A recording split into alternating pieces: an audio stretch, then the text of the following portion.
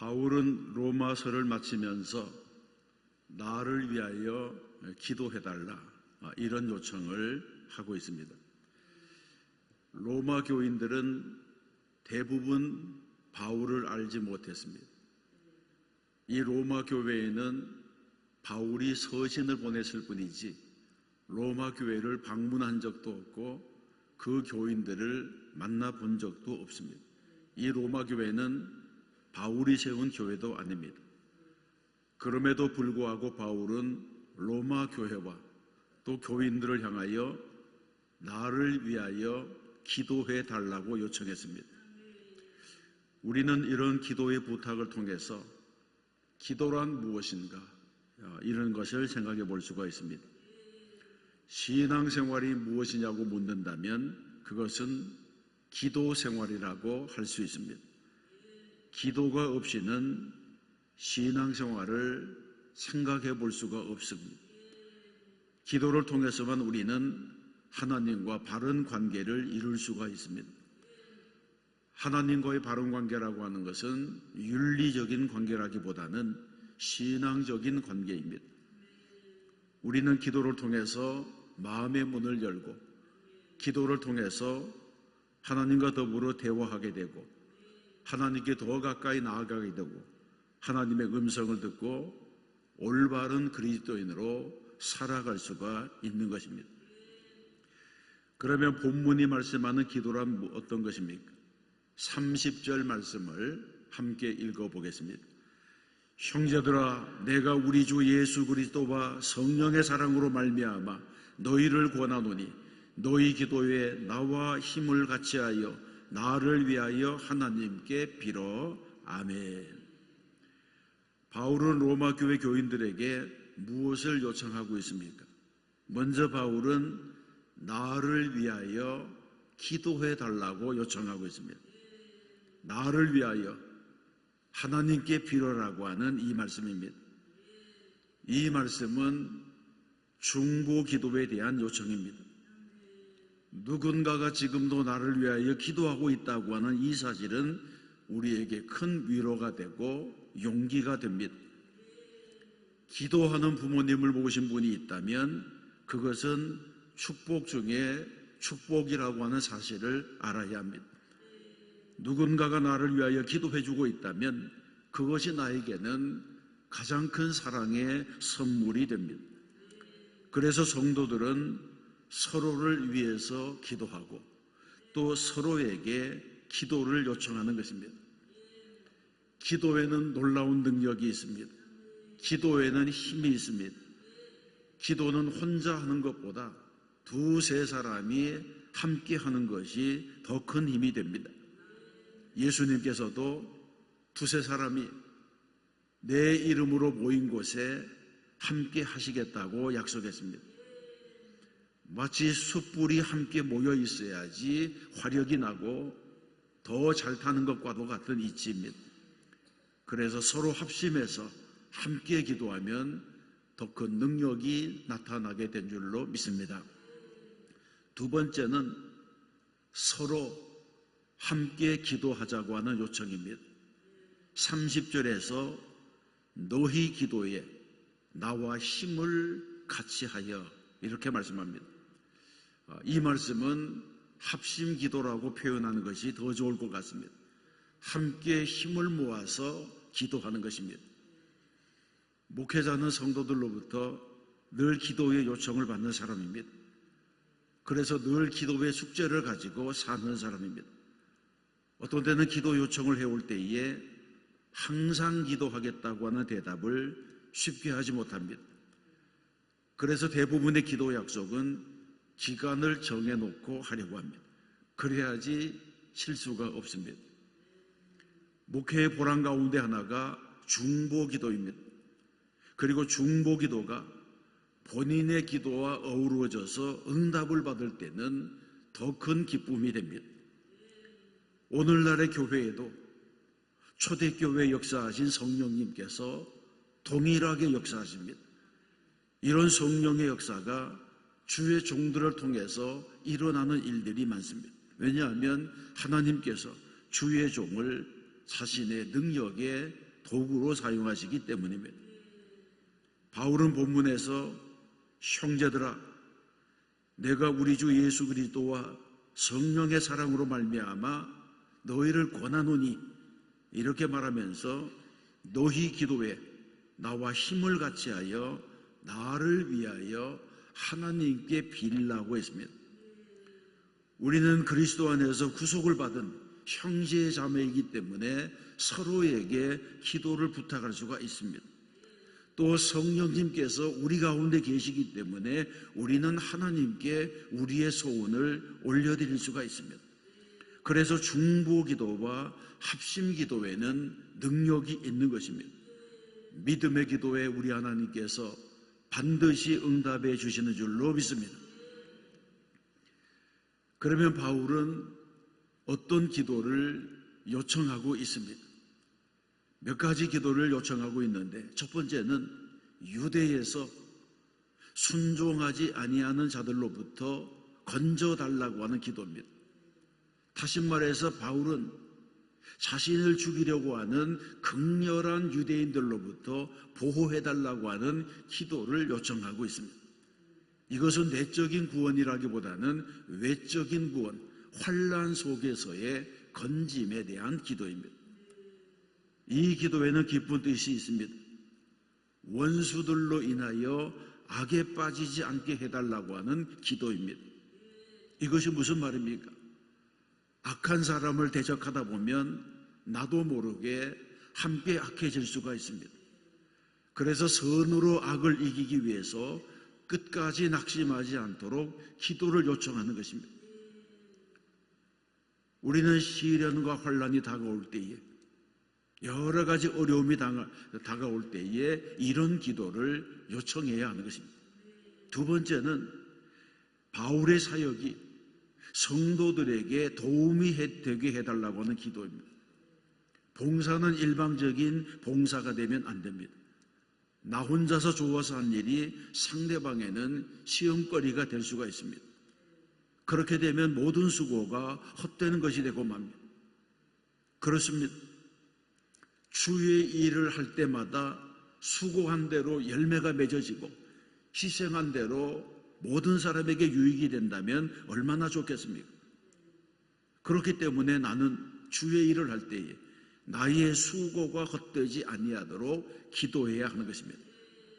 바울은 예루살렘의 동포들을 위해서 봉사하는데 그 모든 수고가 헛되지 않도록 기도를 요청하고 있습니다. 우리도 남편을 위해서, 아내를 위해서, 자녀들을 위해서, 이웃을 위해서 또는 교회를 위해서, 사역을 위해서 기도할 때마다 이런 기도를 함께 해야 됩니다. 나의 헌신, 나의 모든 사역이 상대방이 받을 만한 헌신이 될 수 있도록 기도하는 것입니다. 세 번째는 기쁨으로 쉬게 해달라고 하는 기도를 했습니다. 나로 하나님의 뜻을 따라 기쁨으로 너희에게 나아가 너희와 함께 편히 쉬게 하라. 이런 기도입니다. 그런데 이 기도는 대단히 인간적인 기도입니다. 어려운 환난의 날이 다 지나가고 지난 날을 다 잊어버리고 서로 만나서 즐겁게 회포를 나누며 즐기자고 하는 그런 이야기입니다. 이러한 시간이 반드시 다가오도록, 이러한 어려움이 떠나가고 즐거움이 오는 날들이 오도록 기도해달라고 하는 기도입니다. 그런데 이런 기도에도 전제가 있었습니다. 32절에 보게 되면 하나님의 뜻을 따라라고 하는 말씀입니다. 하나님의 뜻을 앞세웠습니다. 그러나 우리가 아는 것처럼 이런 간절한 기도에도 불구하고 바울은 이 기도에 응답을 받지 못했습니다. 바울은 결국 주 예수의 몸으로 로마에 갔고 그곳에서 순교의 잔을 받게 되었습니다. 바울은 육체적인 휴식을 원했지만 로마에서 영원한 안식을 얻었던 것입니다. 우리는 이런 바울의 마지막 기도를 통해서 교훈을 얻어야 하는 것입니다. 사랑하는 성도 여러분, 바울의 기도는 세 가지였습니다. 위험으로부터 생명을 건져달라는 것과 자신의 사역을 성공적으로 마칠 수 있게 해달라는 것, 그리고 자신을 위해서 중보기도 해달라고 하는 기도입니다. 복음을 위해서 헌신하는 사역자들에게는 언제나 이런 기도 제목들이 있습니다. 그래서 우리는 그들을 위해서 기도해야 됩니다. 목회자를 위해서 기도하고 선교사들을 위해서 기도하고 주의 일을 위하여 희생하고 헌신을 마다하지 아니하는 그런 사역자들을 위해서 기도해야 됩니다. 특별히 성도들은 목사를 위해서 기도해야 됩니다.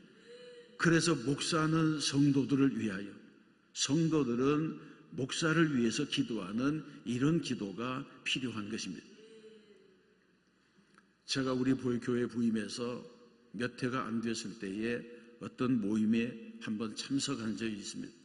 그곳은 기도하는 분들이 많이 모여있는 그런 장소였습니다. 서로 기도 제목을 나누면서 함께 중보 기도하는데 한 분이 저에게 기도하시다가 그러시는 거예요. 목사님은 저 벌판에 홀로 서 있는 분이십니다. 그렇게 말씀하더라고요. 그분의 그 기도에 대한 설명이라든가 해설이 없었습니다. 목사님은 기도의 방패가 없습니다. 그런 이야기를 하신 거예요. 사실은 저는 어릴 때부터 한 번도 교회를 떠나본 적이 없이 자라난 사람입니다. 우리 외할머니는 기도를 깊이 하는 분이었습니다. 우리 할머니는 내가 태어나기 전부터 이번에 날 아이가 목사가 되게 해달라고 서원 기도를 하신 분입니다. 평생 나를 위해서 목사가 되도록 위해서 기도하시고 또 목사가 되고 난 이후에는 목사 일을 잘할 수 있도록 그렇게 기도하다고.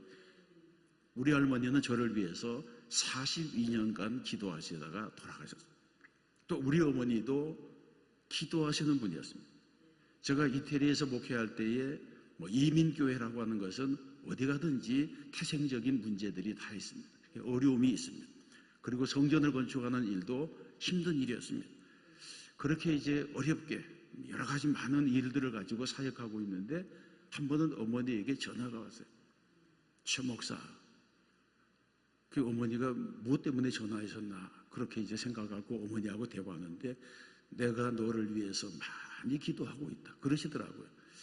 그래서 내가 물어봤습니다. 얼마나 많이 기도하시느냐고. 그날은 대답이 없었어요. 그리고 며칠 후에 다시 이제 전화를 하게 됐는데 내가 너를 위해서 얼마나 기도하는지를 내가 한번 세봤다 그러시다. 하루에 1,500번은 하더라 그러시는 거예요. 어떻게 1,500번을 기도할 수가 있느냐고 했더니 우리 어머니의 기도는 아주 단순했어요. 최 목사, 목회에 승리하기 바랍니다. 아멘. 최 목사, 목회에 승리하기를 바랍니다. 아멘. 이것을 길을 가다가도 무엇을 하더라도 늘 어머니가 주문처럼 외우시는데 그게 하루에 한 1,500번은 되더라고 하는 거예요.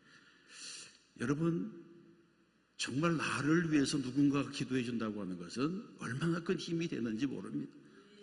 그래서 우리 교회에도 중보기도학교를 만들고 중보기도학교가 9번이나 계속되는 동안 많은 성도들이 중보기도에 대해서 관심을 가지게 되고 지금도 우리 교회는 교회를 위해서 목회자를 위해서 사역을 위해서 모든 일들을 위해서 끊임없이 중보기도하는 분들이 그치지 아니하고 있는 것입니다.